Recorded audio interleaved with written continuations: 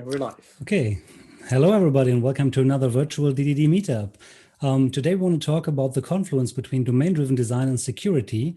And we have with us Bergh Johnsson, secure domain philosopher, the coder and quality defender, Daniel Deogun, and Jessica Kerr, the semathicist, who will take us away on her introduction to Secure by Design. Welcome, Jessica. Thank you. Okay, so the reason for this topic is the other day, someone recommended this book, Secure by Design, because at work, we're like supposed to teach people about secure code. And I've always been like, oh, security, that's like so many nitpicky things that I don't want to think about. And I'm really glad other people care because I don't want to care. But the beauty of this book was that it uses security to lead to better code design. And specifically, it's like, ooh, I will reel you in with this hot security topic and teach you about DDD. And it led me to some insights about DDD that I didn't have before, and about coding in general. In particular, it talks a lot about how security comes out of specificity, of really knowing what your software is supposed to do and being specific about that so that it doesn't do some of the thousands of millions of other things that you didn't want it to do, but somebody else might. For example, it starts out talking a lot about domain objects. So if you accept input in from the user and you're getting in an email address or a username or something, well, it's dangerous in that someone could do a DOM injection or SQL injection or various other things by entering bizarre characters that you never would have expected in a username. Well, the solution to that is not to have the input know about everything downstream and search for bizarre characters because it's a security risk. The solution is to ask the business, understand what really should be in a username. And maybe it makes no sense to have anything but like alphanumerics, and what language sets make sense, and be specific about what does belong. Maybe it's not a legal email address, which is incredibly broad. Dan said earlier that root at 127.0.0.1 is a perfectly legal email address, but that's not what I want people entering. So the more specific you can be about what comes in, the fewer other possibilities there are. So, but that's just one example. There are a bunch of other ones. So injection is when you've got one program calling another program. And so you have to pass instructions from your program to that other program.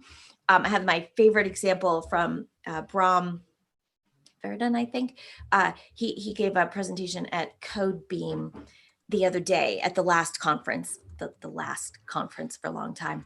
And he had a picture of a cat, and you get to name the cat. And if you type in the right name, well, it's just doing string concatenation to call out to convert. So you can type in $parent which cat, and you get /bin/cat on the cat.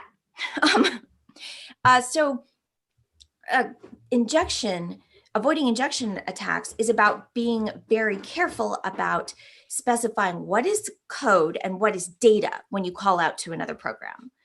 So the name of the cat is data, whereas the code is convert, annotate, the instructions for what to do with that data. And lots of other SQL attacks are the same way. Injection attacks. SQL injection, to avoid that, you need to put little placeholders to say, here comes some data, and then pass the data separately. So that's another specificity. Permissions, like you want to have your services be specific about what they do and only have permissions to do what they do. So nobody can do close quote, semicolon, delete from users, semicolon, if your app doesn't have delete permissions. And then I was talking to somebody about this and they were like, well, but what if I want my app to delete something sometime in the future? Well, then be specific about that in the future. Give it specific delete permissions. So yeah, you want to be able to change these things, but you want to be specific about what it can do. Logging, there's a whole section about logging, and I was reading that last night and have come to the conclusion that logs are, I'm just going to be obnoxious. Logs are stupid. Why do we do that? Okay, we use this standard out is just like this built-in logging framework that's garbage. Just because it's built in doesn't mean you should use it. And if you want to send messages to the developers of your system to let them know what's going on, then do that. And if you want to be able to audit what happened in your system, then output audit events, but be specific. And then there's this thing about, I won't even get into that, about don't log the input. That's just like, as a developer, I'm like, what? How would I not log the input? But there's this whole thing about being specific about whether the data is hot, and maybe you need to be careful with it. Maybe it has PP, just the same way we are with them, with like credit card numbers. Only send the credit card numbers over here. Only hold them in memory and send them directly to Stripe. Do not send them to your back end if you can avoid it. So just being conscious of that. All of these are examples of being specific about having a really strong idea of what our code is supposed to do. And that speaks to the model. It's about the model in our heads. And the book talks about that model needs to be strict, as in mathematically rigorous. So like it needs to be specific about what it's doing and then be consistent, like with itself. That all needs to make sense. And this is the business experts don't have this. They don't have a model that's that consistent in their heads. They know what to do when the situation arises, but until that situation arises, they don't have that model in their heads typically. And different situations might result in inconsistent actions. And in our heads, we need to resolve that and construct a consistent model. I think of it as the difference between Tolkien and Harry Potter. Okay, Tolkien built a world, right? He built a world model with the dwarves and the elves and the dragons. And my kids think dragons are real and platypuses are not. Because dragons like make sense. And the whole world that Tolkien created is like consistent, it's rich enough, but it also works together. And so hundreds of thousands of books have been written in that world. And we still make this up. We make up stories in D&D based on that world today, every day. And it works. Whereas my kids are constantly bitching about the inconsistencies in Harry Potter. Just yesterday, Evelyn was like, can I rant about Harry Potter again? And I'm like, oh, not again. Fine. And she's like, how come he could only see the Thestrals in the 4th year? Because you had to have seen death. He saw his mother die when he was a baby. How is this? And just like, it's Harry Potter. It's not good. Okay. I mean, it's catchy. But it's not, there's tons of fan fiction, but most of it is rewriting some of the world to try to make it more consistent because it isn't. Anyway. Security. Back to security. Yeah, Harry Potter, you can inject all kinds of stuff in there. And they're always like, why didn't he blah, blah, blah, blah? Yeah, because he wasn't a very good attacker. Right, so this brings me around to the core activity we do as developers is forming this model in our heads. Forming this strict, consistent model that is also rich enough to support what people need, and support changing it to support what people need in the future. And that is a kind of world building, and it's hard. The code then becomes just an expression of that model. It's one perspective that we instruct the computer how to implement that aspect of the model. And our diagrams are other perspectives on the model. And our words are perspectives on the model. We need to be specific to those within, okay, don't get into bound and context stress. That this is the core activity of development, and it's hard. It's harder than just writing code. And this explains why like rule-based engines and graphical programming, it's not the code that's hard, people. Anyone who's going to use one of those graphical systems or write the rules for the rules engine has to form that model in their heads. And even if they're not writing curly braces or parentheses, they are developers because they're holding that model and constructing it. And that is like how you get security, and it's how you get good design. And that's why I love this book, The End. Thank you. That was very thorough and very emotional. I'm totally with you on that. I can just jump on that one, and because it rings a bell very much for me. When you start talking about, for example, can't I just add security by not allowing these signs to get onto the input stream? And that would be some kind of blacklisting approach. And security professionals have for a long time said that no, blacklisting is a bad idea because it leads to many glitches. You should do active whitelisting. And that's very true. But a lot of the security advice stop there. Say you should not have a blacklist, you should have a whitelist. And this is where I think, actually, Jessica, I must kudos for that explanation. Takes on that, how do you create the whitelist? I mean, of course, if the whitelist is just a number of allowed characters, then it's easy to say yes to that one and no to that one. But as I think Jessica explained very well, it's a lot more intricate, because not just allow that character and disallow that one. Instead, you got here this entire rich world of what kind of combinations of data, of states are allowed, what kind of methods are allowed in this state, what kind of data is allowed in this method, in this state. And it's a really complicated world. I love the Tolkien reference. That should be consistent. And that is where domain-driven design ties in very neatly, because it acknowledges that it's not just about whitelisting a few characters and blacklisting the rest. It's about crafting this really intricate world where you actively model what kind of stuff is valid, when and where and when not. Yes, I have a question to that. Would you say there are two different kinds of security on the fringe of your domain? So the question, what do you let into your domain, and security inside of your domain?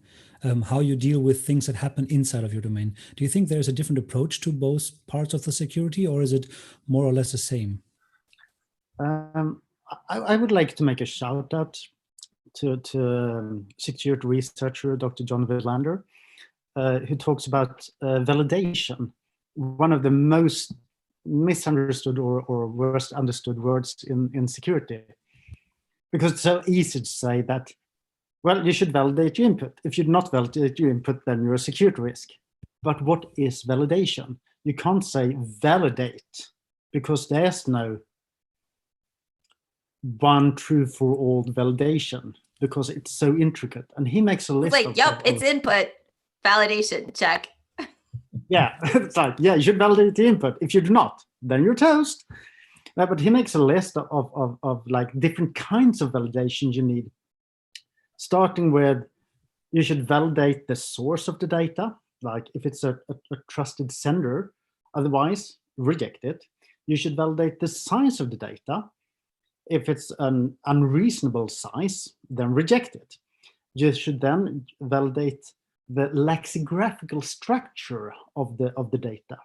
Does it contain of the characters or combination of characters, like the tokens that you do expect? Otherwise, reject it. After that, now you can start looking at the structure of the data, parsing it. And if it doesn't fulfill the expected structure, then you should reject it. And now you're into the end of like, does this specific data make sense at this specific time in the system? Is it semantically sound? It's this entire like ladder, and it's very hard to say which one is validation or not. He acknowledges that all these 5 stages can be seen as validation, but it ranges from simple, is it the correct IP address sending the data, until this parsed data which we have evolved and unpacked and interpreted, does it make sense to apply that data to this state that we have in the database right now? So yeah, in some way, and to tie back to the question, this kind of like unasks the question whether it's a validation outside or inside. I see it's more of a gliding scale of different depth of validation. Yeah, I see. But Dan, I have to add something there. I mean, in our book, we talk about, you know, the domain primitives that are constructed as safe constructs, or say building blocks that allow you to make sure it behaves in a certain way and so on. But there is a part of your, you know, business domain that could be inherently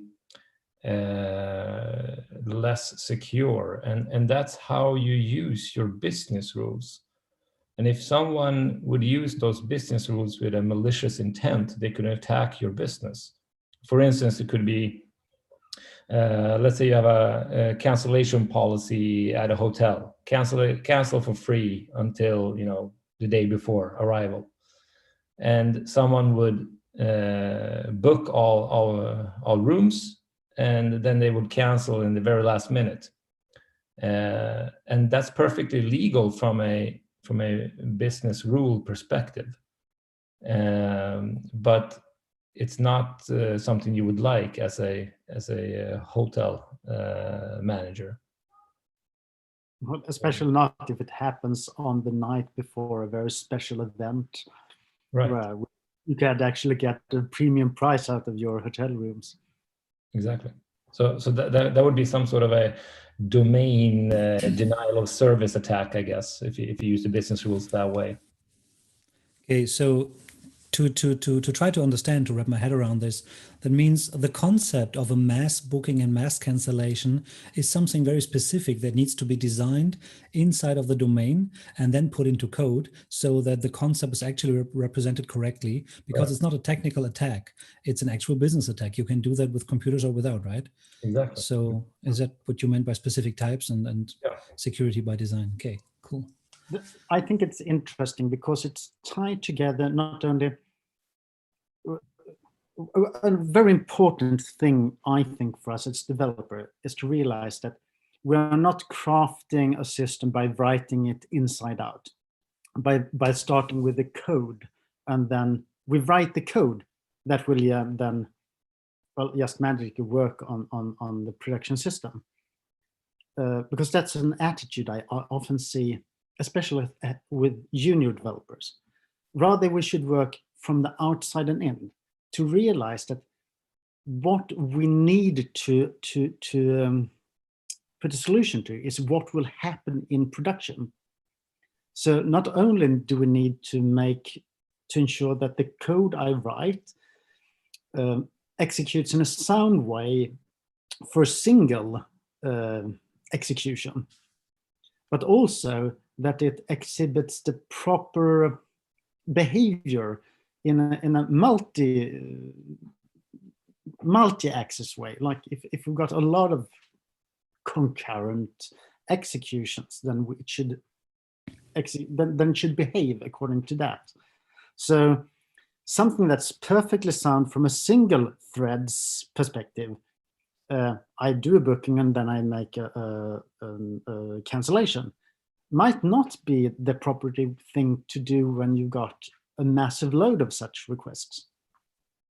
It's really a lot about like Mike Nygaard's writing about in Release It, like how you should think about the production aspects of your system, putting in bulk heading and circuits breakers, stuff like that, so that if you get a massive overload, then the system still behaves in a reasonable way.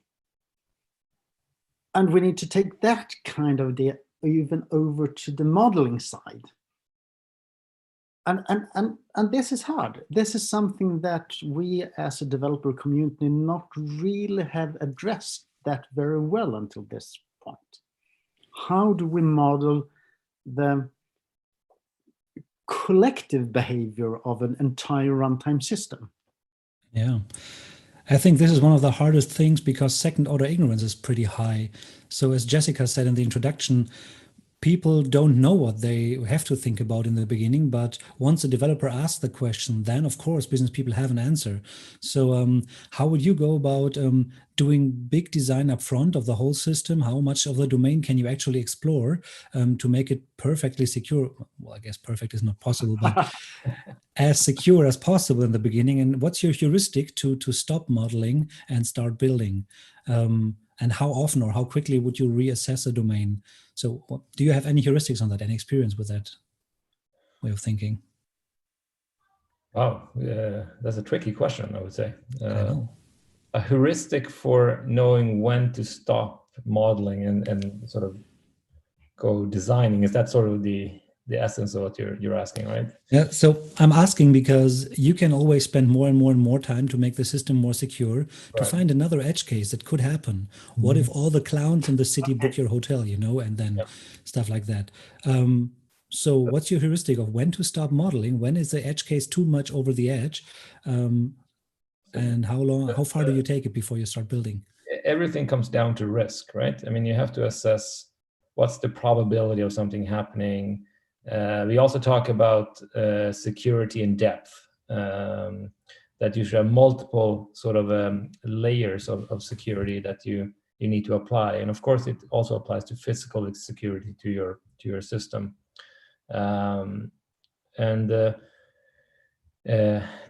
This is a very, very tricky question. When you think it's good enough, you can always have.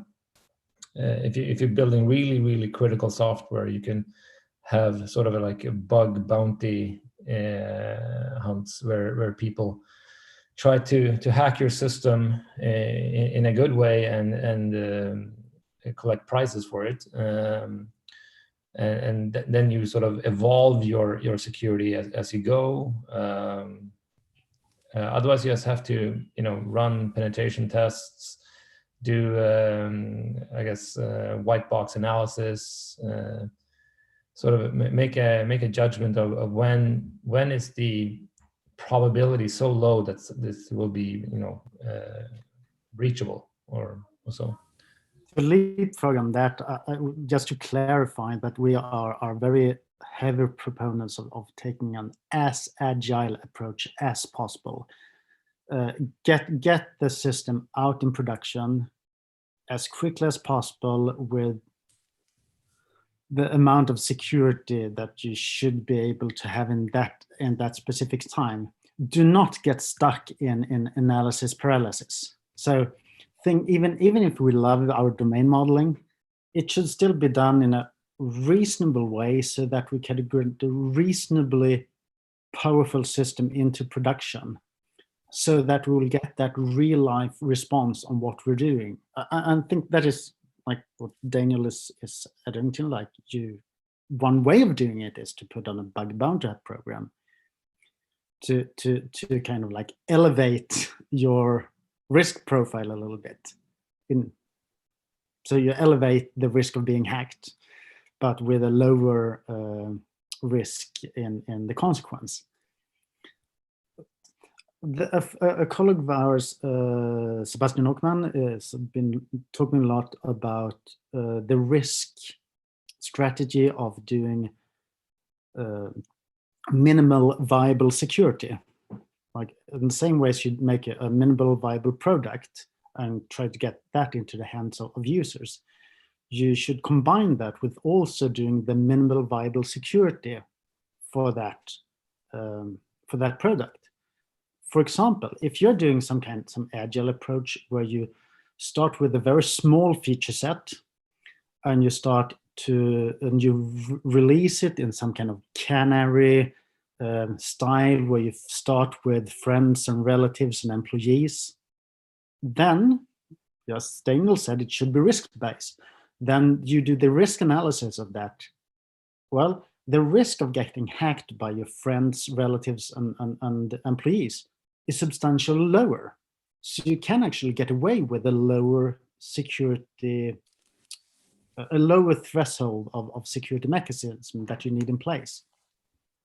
Then you evolve the system into more features and also take on more public users, or release it onto the public internet or something like that, then you have to step up your security approaches. So, and I think there's a very lot of sense to that, that we shouldn't do too much of what we love too early.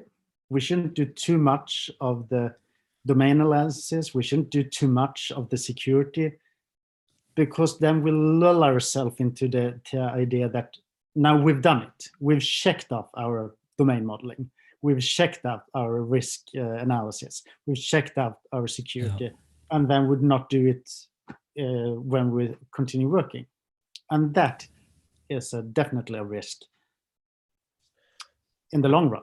But then some things are quite nice, that you can choose design patterns that give certain security benefits sort of for free. I mean, if you have chosen to use a string to represent, let's say, a zip code,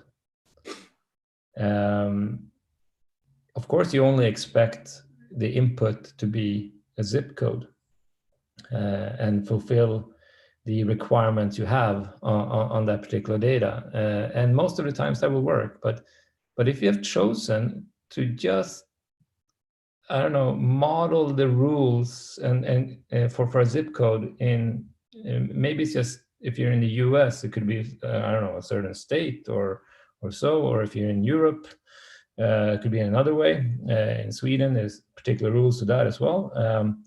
But if you create a model that's, you know, strict enough for that, suddenly you won't be able to fit anything else than data that is adhering to the rules of that zip code. And that doesn't take that long, right? I mean, your code becomes more precise, more exact. You don't put much effort into it. Yeah. So you propose value types for basically as domain primitives. So getting rid of primitive data types and putting domain primitives in. Right. That's definitely one of the patterns where we have seen that it isn't a big modeling effort, and it gives a huge benefit. So that's somewhere where it's an easy trade-off. Avoid primitive types unless you got very good reasons for it. Try to craft your own types. Seems like the low-hanging fruit.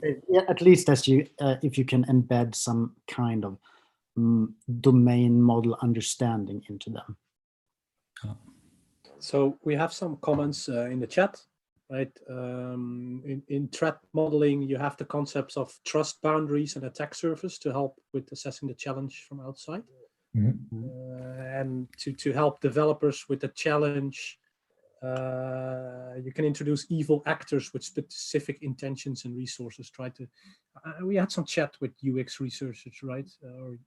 Who does the same, try to embrace some empathy with your customers and make them explicit actors. This helps getting rid of the initial bias that you, Dan, were talking about. So Jessica, you want to ask something, right? I saw in the chat. I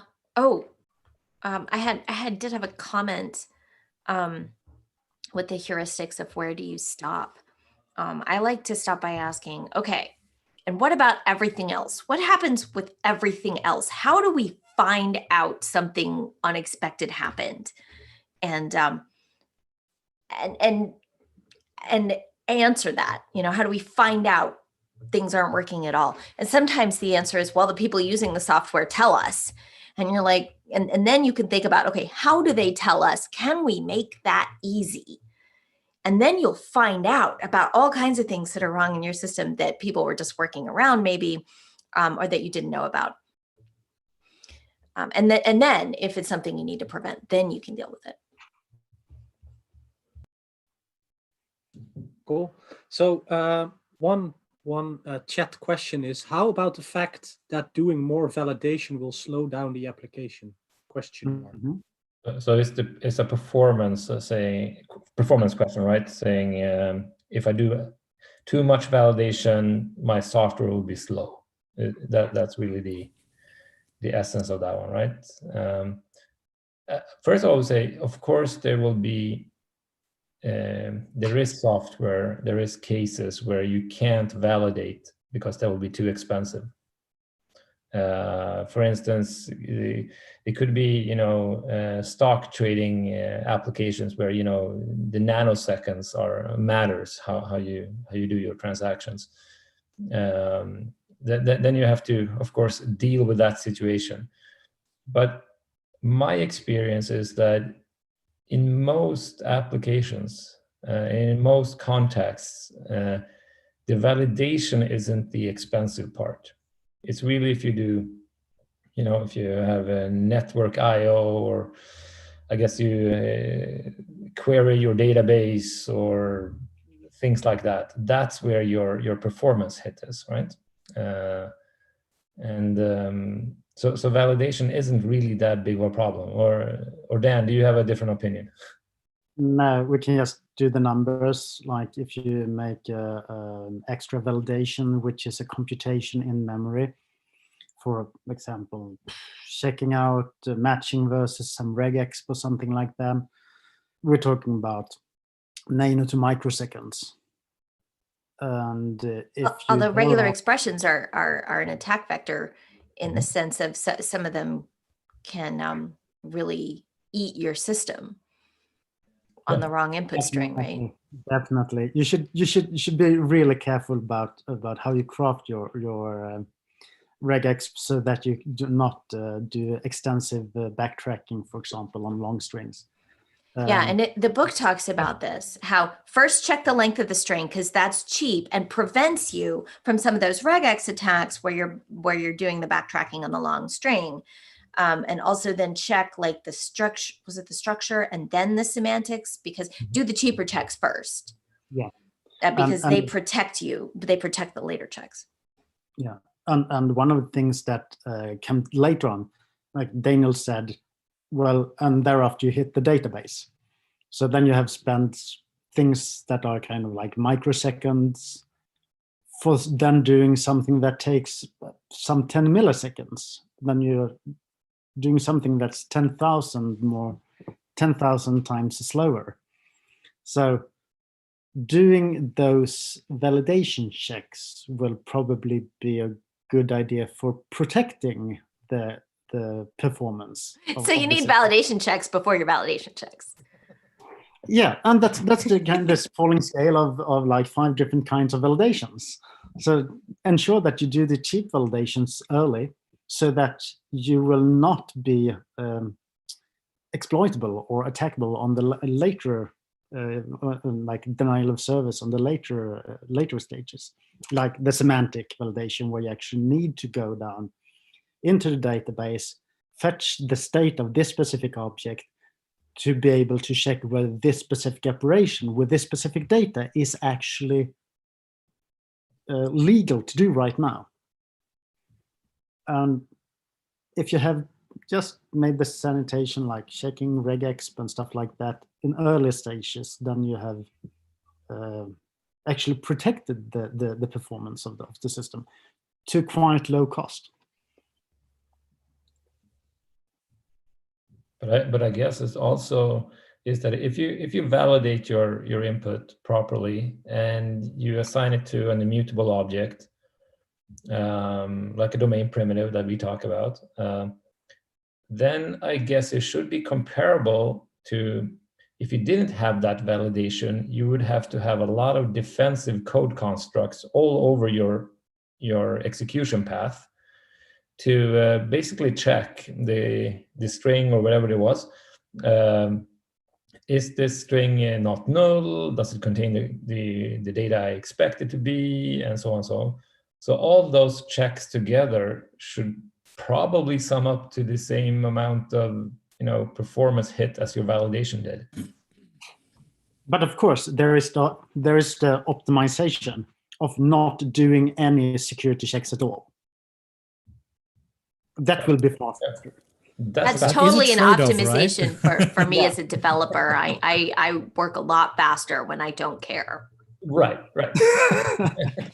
But on the other hand, like someone said, I don't exactly remember who, but architecture is always about trade-offs. If you think that you can gain security, then you're just lying to yourself. If you think you can gain performance, you're just lying to yourself. What is characteristic about architecture is that you're trading one non-functional quality versus another non-functional quality. You might get more security by adding encryption, but then you will lose, you might get integrity by adding encryption, but then you lose performance. You might gain better capacity by doing eventual consistency, but then you're losing the staleness of data, reliability. And all these trade-offs might be good or bad depending on your system and what the business problem it's solving. So, well, of course, you can get the system faster by not doing security. And that might actually be a good choice, like Daniel said, in some very specific circumstances. But now, the kind of system we have been working on, it's mostly a bad choice. And people talk about code quality, but there's no quality. Quality is not a thing. There are qualities. And so you need to know which qualities does your code need more of. Exactly. So to backtrack to the domain-driven design connection and secure by design, our experience is that it's really hard, like Jessica said in the introduction, it's really hard to actively think about security all the time. It gets into distraction. I want to craft this code, I've got this business problem to solve, and then I also have to have this little rubber duck sitting on my shoulder saying, security, security, security, security. But if on the other hand, what you're thinking about is making the model more specific, that is not a distraction. It may feel like it's overhead, it feels like it takes longer, but it's the core activity and it will make everything we do smoother. Yes. So it feels to me like this allows for this some kind of layered security, because from the outside of our domain into the domain, we need some validation of the inputs to figure out if they try to hack us or not. But between different bounded contexts inside of the same domain, we still need security, but there's a higher level of trust than to the outside world. So we could layer our security probably, and through making the translation specific, make it feel like, not just make it feel like, but it's basically domain design then, and not really security design. Security is a byproduct of that. Yeah. I must say though that I'm not really sure I would say we could trust another context in your application more than the outside, because that context could have been breached somehow, right? So if you have a context map between your contexts, you would still consider that data as untrusted when it gets into your context. Well, that depends on the overall system design, I think, but potentially, yes. I can see that some sense to it. For example, like checking the validity of the requester. Like, does this request come from a trusted source? Mm-hmm. That is something that probably could be done on a technical level, like the boundary of our technical architecture. And then we do not need to, from a risk perspective, we do not need to enforce that as heavily inside our system. But some of the other stuff, like the more semantic things, we still need to validate that in this subdomain we get a specific rules, and in this subdomain we got other things. And when we transfer between those subdomains, then we need to ensure that, do we still mean the same thing when we say an order, or has the semantic rules of what is an order in that one context some subtle differences between what a context in another order, in another subpart, and then we need to revalidate or validate in the new context.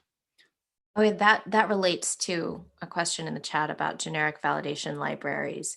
There are pieces of this that we can delegate. Like the checking the source, you could put that in a sidecar in your Docker container or whatever, which makes the whole production environment more complicated, but it reduces the complexity of your part by dividing those responsibilities. And it's probably similar with libraries. Some things you can delegate. Speaking of libraries, I'd like to point out, Dana and I had a discussion about this just the other day, and it correlates very well with your Jessica's introduction about it's not really to write that specific regexp that does the validation. It's not really the hard part. It's to understand what regexp should we use in this circumstance. What do we really mean with a delivery address? What kind of creature is that? That's the really hard part of the development effort. So, but have you gotten through that really tough modeling? Then of course we could use a validation library, but it's not the hard part. But I would also like to add that I mean, secure by design or domain-driven security doesn't believe that this will be a silver bullet that will replace everything else. We rather promote that you should have, security in depth or multiple layers of security. So, for instance, you would never remove your prepared statements.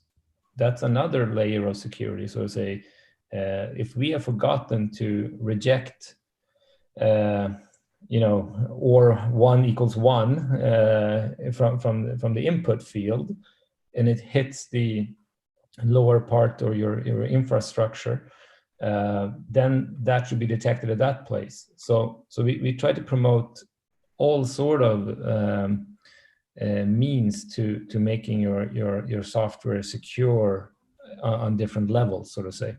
So using a generic library for validation checks, that's also good. You should do that as well in combination with other things. And that's the question, that's answering to the question that Dave made, right? For a long time, people have advocated the creation of generic validation libraries. Mm-hmm. And that's especially looking at the performance issues just mentioned. You should definitely, so you can use that, right? Yeah, absolutely. So I would ask, would this specify, or would this be the better case in generic subdomains? When you say you want to do email validation check, which is the same for every domain in the world, I think probably. Let's not generalize too early, but it's not. It's not. I know. I'm sorry. So most domains, most domains I come across with have the same check, like is this a valid email address, yes or no. Yeah. So this is something you can put into a generic thing that you can buy from elsewhere or use as an open source project. But I think most security checks are domain specific, most probably. Well, to add to that, let's say you first want to know, is this a valid email address? That could be something you buy off the shelf, right? So having a third-party library or something that could say that. Yeah. But the next question to ask yourself is this a valid email address in the context where I'm going to use it? And that you can't buy. That's something that your business needs to decide, or, Do you have an example? What do you mean by that? I mean, it could be that we only want to allow internal company addresses, for instance. So it should be a certain particular domain, or it could be this should only be, I don't know, people signed up at, I don't know, it should only be Gmail addresses, for instance. Or there could be certain cases that you have said, even though you have a valid email address from a technical perspective, it's invalid from a business rule perspective. Yeah, I think another example, it reminds me of another example I had working in the finance industry, where we have IBAN numbers. I think it's only Europe specific. So I could grab that. I could grab a regex of the internet for that. And back then I was using Java and the GE validation systems. And I made a specific annotation with the regex I just plucked out of the internet for checking my EBAN. But then I created a new domain-specific annotation for my validation that also says, well, we only expect these 4 banks, Dutch banks, to go in that validation. So Exactly. I got one generic part and I mixed it up with the business part and recreated that specific thing for my business. Yeah, I think that's a very good example, actually. Yeah. It reminds me of a conversation we had earlier about how that in domain-driven design you make models more restricted. So you cut away a lot of the world and outside. And in general, object orientation is often seen as a weakness, that if you restrict the model so that's only applicable into a certain field, then it's a weaker model in some kind of sense.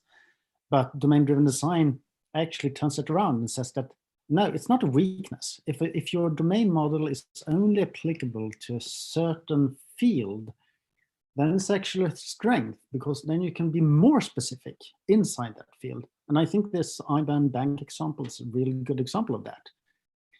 Like IBAN, you can reference to any bank account in the world, but we do not want that. We actually do not, we only want these 4 specific Netherlands banks to be applicable. And then we make a tighter model, but can be more strict and precise within that model. And I think that is a way of the security connection is, of course, that will limit the range of the possible attack values. Talking about trust boundaries and attack vectors. We can't inject a random string. We can't even inject a Swedish bank. If we want to make an attack on this domain, we have to produce an IB number of 1 of 4 specific Dutch banks. And it makes it a lot harder to do that attack. Yeah. So do you think there are specific paradigms or architectures that benefit security by design? You talked about object-oriented programming, which is only one of many paradigms you can use. So do you see benefits in either functional, object-oriented, imperative, and what kind of architecture is most beneficial for security by design? I mean, immutability is a property that tends to be very favorable, right? And functional languages tend to embrace immutability better than most object-oriented languages, at least I know. So in that sense, you know, the functional paradigm is very nice. But then, of course, there are other trade-offs there that it could be harder to model certain things. I mean, your data is really your state, right, in a functional language. So, but I'm not sure if there is a particular architecture or language that would be most favorable. I don't know. Okay. One of the things we struggled a lot with when we were writing the book Secure by Design was that we have got a lot of ideas.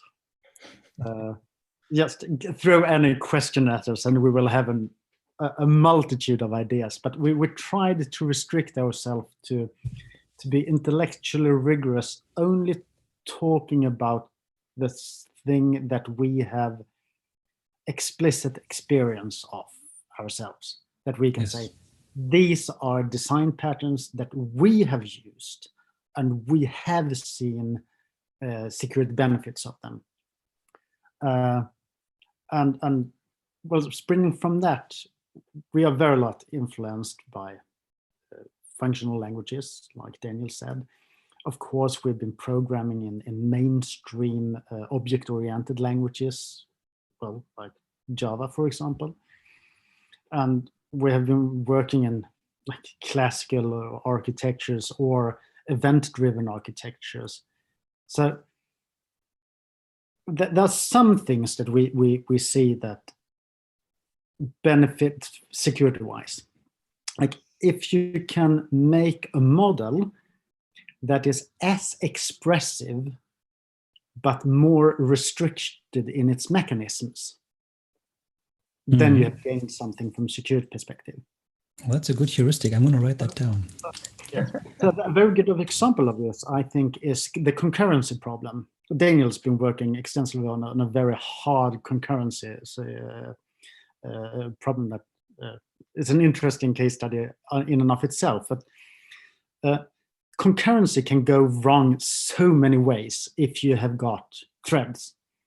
Like, I have got a thread, I've got a one-out thread, I've got another thread, I've got an object, I've got a shared state. Now let's mess up completely and create a whole tangle of deadlocks.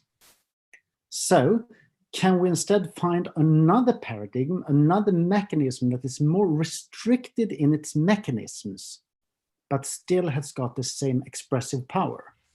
Yes. Well, you've got akka, and the Actor framework is very restricted on how you can express yourself, but you get the same expressive power.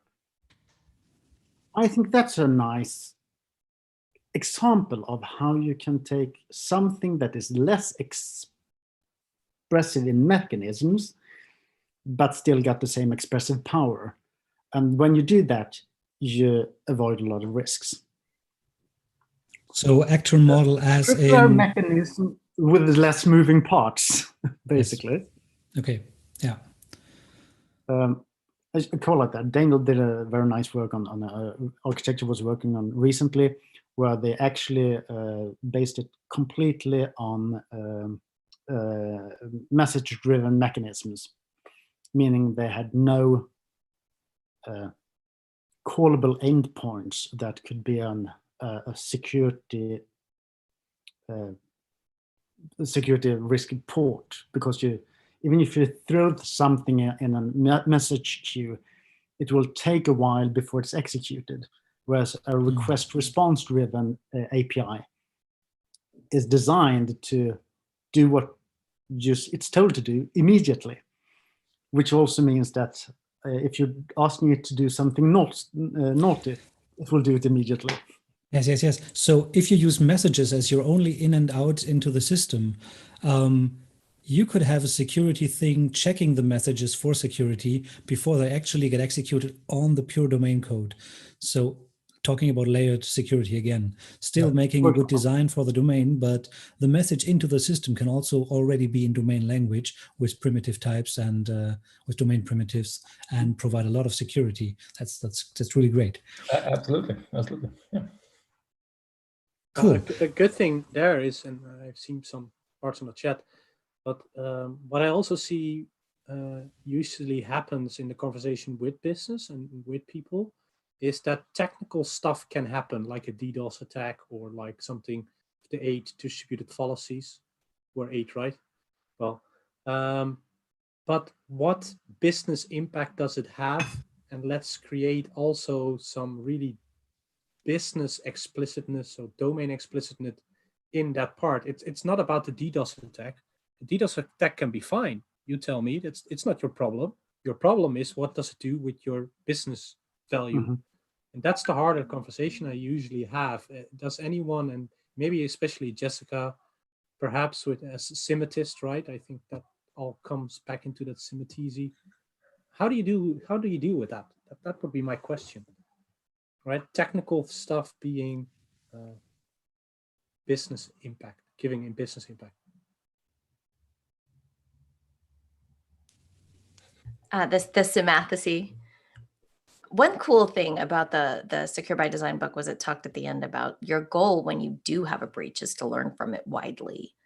And sometimes you learn something about the business domain as well.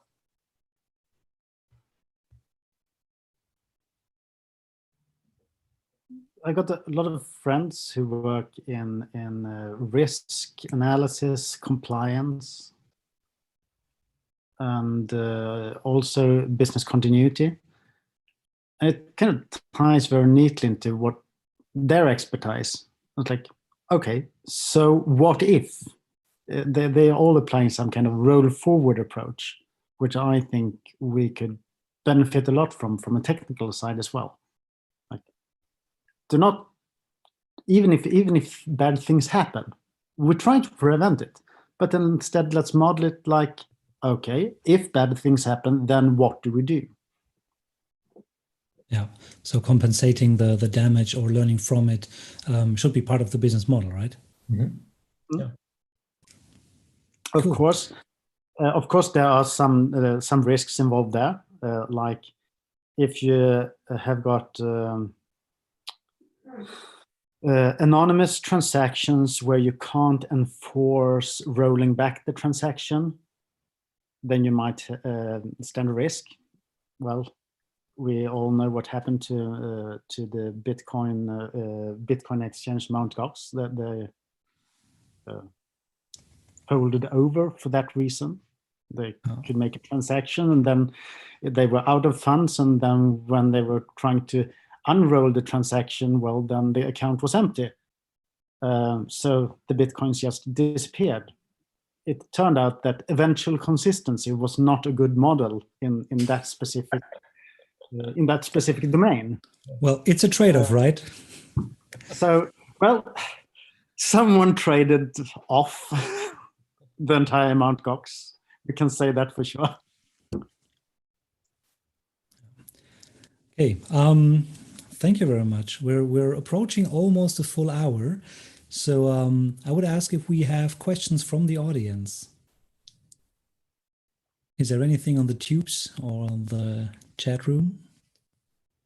So nothing more. One thing that was to Dan is, how would you contrast with the I should be able to do this, but the system won't let me do it experience of employees? So what I maybe related to an example I had where you restrict so much that people find a way around it anyway. I think that's it more about. Yeah, could I put that into context? I would make a distinction between two different things here. One is the mathematical strictness that says that we should restrict the system so it only does what it is intended to do. That's what we are talking about in Secure by Design. The other one is the modeling decision of what kind of actions will we model as legal. And I think that's the kind of question that the question is asking about. And I would say that please be lenient. Please be kind to your users and allow them to put in a request to say that, no, I would like to add this field and accept that data. A very powerful design pattern that we've seen is to have two-staged entities. One stage where you are allowed to enter a lot of data, and that data might be, for example, it might be inconsistent towards each other. For example, I might add a Swedish physical address, but I might add a Dutch telephone number. And in this kind of like configuration state, it's fine because the system is not going to act upon the data yet. But doing so gives the user a lot of leeway to add a little bit of data here, add a little bit of data there, change a little bit of data here, change a little bit of data there, and they're kind of like free to do so because they're still in their configuration room. And then comes a stage when the system is going to act on the data and it's required to have all this data consistent towards each other. At that stage, you would typically stop the flow and say, no, I'm sorry, I can't proceed until you have resolved these consistency issues. Yeah, I was thinking about like nurses with a patient information sheet, and there's always the margins. They can always write what they need to write on the paper, which is not true when that's a form on a tablet. Mm-hmm. And somewhere we need to accommodate that as well. There's at the very least, you need a notes field for that. Everything else for the people to communicate with the people. Yeah. Okay, we have one more question. Really good example of that. Sorry. Yeah, I think Go medical ahead. system is a really good example of that. As it's something where the management in medical field often want to do data mining. They want to track specific diagnosis, how long time did they spend in the ward, how long time until they were released, etc., etc., etc. Yeah, so they want a lot more strictness Yes, in the definition of what happens, but then there's everything else. But then the medical profession is more interested in trying to communicate through the journal and saying, Right. I made this kind of observation and I made this, and they are more helped with free text fields, basically. Yeah, and you made the point that there's only some entries that the software system can act on, but then there's everything else that other people can act on. Mm-hmm. Mm-hmm. So to wrap my head around that again, it's still a trade-off between all aspects of design, right? It's security versus domain correctness versus user experience versus performance. It's a multidimensional thing, and all those forces are pulling on the design of the system. And it's a trade-off depending on what's more valuable to whoever the stakeholder is in the modeling session. Okay. Yeah, yeah. Within the medical profession, unfortunately, that's usually an administrator. Great. Yeah. Okay, Unfortunately so- true. Unfortunately true. We got one last question before Marco will wrap it up, and it was a question already asked beforehand, and that's how DDD thrives within a lot of infrastructure code. And I think this also hooks nicely into what we already discussed, the symmetry, right? It should also be a part of it. But what's your thoughts on that? Anyone?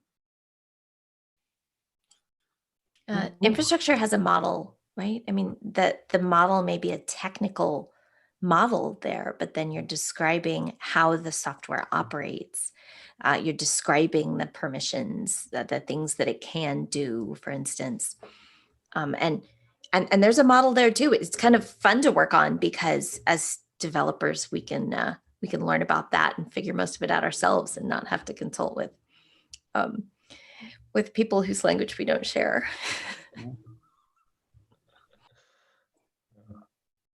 Okay, great.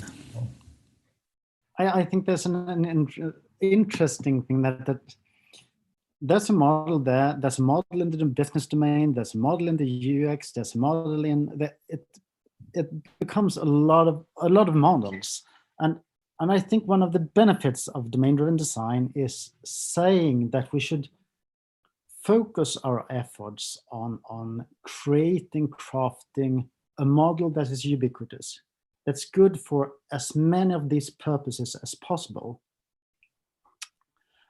And then we just have to take the hit on doing some down-to-earth, quick, nasty conversions. Like, for example, if I've got this beautiful domain object, graph of objects, and now I need to get it into PeopleSoft, just to take a random example. Then PeopleSoft will have its own data structures and its own models. And the purpose of the infrastructure layer, of the infrastructure code here, is just to transform this neatly crafted domain model as quickly as possible, with as little fuss as possible, and get it into PeopleSoft. And when you read data from PeopleSoft, then use that. You know the infrastructure, you know the data structures. Do not try to create another model of models, another layer of indirection. Just take that data and try to feed it into your domain model with as little fuss as possible. So transforming from domain to infrastructure should be as quick operation as possible. There could be a reason for creating a separate infrastructure model, and that's when you combine different external systems to sort of help you create your domain model later on. So you have to have an intermediate model sort of for that. Yes, introduce them when they you actually need them for a purpose. Right. Yeah. Okay, thank you very much. So as a last question, what advice would you give people? What should they change on Monday to have more security by design in their systems? I would say they should try to identify semantic boundaries where data from one method is just data, it's just a string or whatever it is. And in the next method that it calls, it actually has a behavior that's expected. And that's where you have a semantic boundary between those methods. It could be between modules, could be between classes and so on. And that's where you can start drawing sort of a line and say, here I need to define my precise model of what I accept. And that's actually not that hard, but you just need to start, crafting your boundaries. So, if I'm going to leapfrog on that, I second Daniel thoroughly on that one. So the second thing you can still do on Monday is to, when you start thinking about what your code represents, get up for your share, or I don't know what you do nowadays, find a video link. If you're still in Office, go and search for a domain expert. If you're on video link, then if you're working from home, then try to find someone to call, just to have a chat with someone who's actually good at the domain, and start asking those questions like, okay, but what are the limits of the email addresses that would make sense? Would it make sense to have a Gmail address? And if they start answering, no, that would be ridiculous, then you've hit a learning moment. One of our favorite questions is when you're talking about numerical values, to ask about the lower limit. Could you have one of these? Could you have 0 of these? Could you have -1 of these? But also, what is the upper limit? How many books could sensibly be ordered through this application? Could you order 100 books? Could you order 1,000 books? Could you order 2 billion books? And somewhere the domain expert will say, nah, that would be ridiculous. And then if that happens, I want to hear about it. Then you start having an interesting conversation. So that would be like another piece of advice, is try to find someone to talk to mutually learn about the domain and technical limitations that it should enforce. A quick takeaway that will change how I code immediately is I won't log the input. As painful as that is, just logging what they said turns out to be a bad idea. Maybe I'll log its length or something, but really I'm not going to try not to use logs at all. I'll bring in Honeycomb for events developers need to know about, and send audit events to wherever I send state. Okay, thank you very much. So everybody, I hope you enjoyed the session, and we see you back on next Tuesday at the next Virtual DDD. If you want to stay in the Zoom session, we still have a few minutes of cool down and have a small chat, but the live video ends now. See you